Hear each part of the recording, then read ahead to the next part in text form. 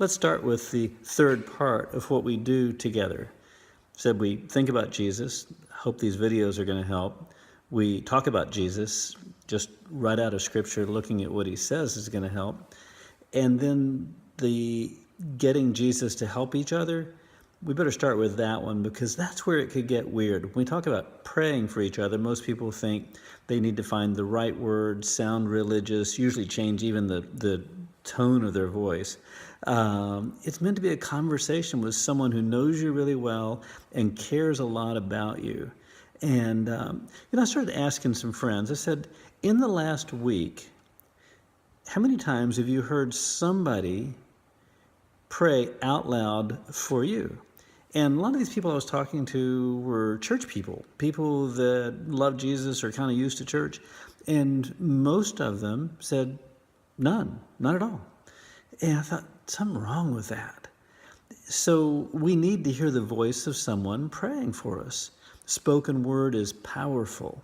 Just a thought in your head, a feeling isn't the same thing as words.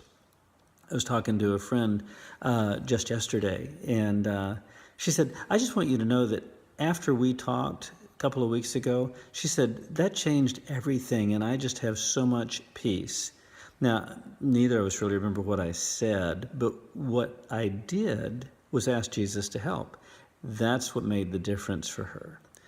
A good friend of mine started learning to pray when he was an atheist, and started this way. He's a business guy, and we'd really connected around business as well as this whole quest to know Jesus. And so I said, okay, we're gonna just pray for each other. And I could tell that he kind of panicked with that. I said, look, if you and I were in a meeting and you needed something, and I knew someone that could do something about it, I'd hook you up. I would just turn to them and say, hey, can you help my friend and get it done? You would do the same for me. He said, totally get that. So I said, okay, what do you need that's bigger than what I can do? And he named something. And I said, okay. I said, Jesus, my buddy here needs this. I can't afford it. It's too hard for me. You can do anything. I just want to ask you to do this for him. Would you do that?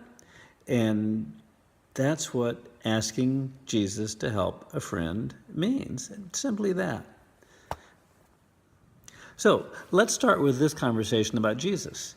Luke chapter 11 is the place in the Bible where Jesus is teaching some people, his team actually, how to pray. And then he tells a story, begins at verse 5, that if you read it and you try to visualize what's going on and you realize he's talking about the way we interact with God, it's going to be strange.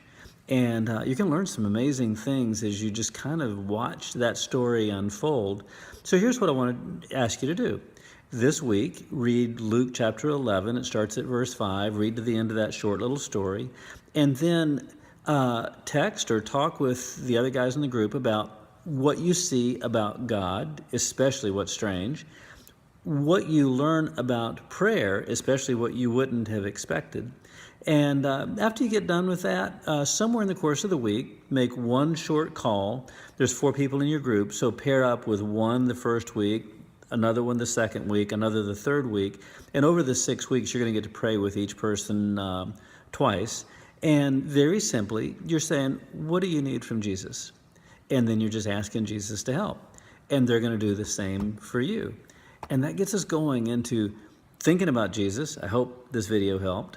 Talking about Jesus. I hope that story is going to bring out some conversation. And then getting Jesus to help each other.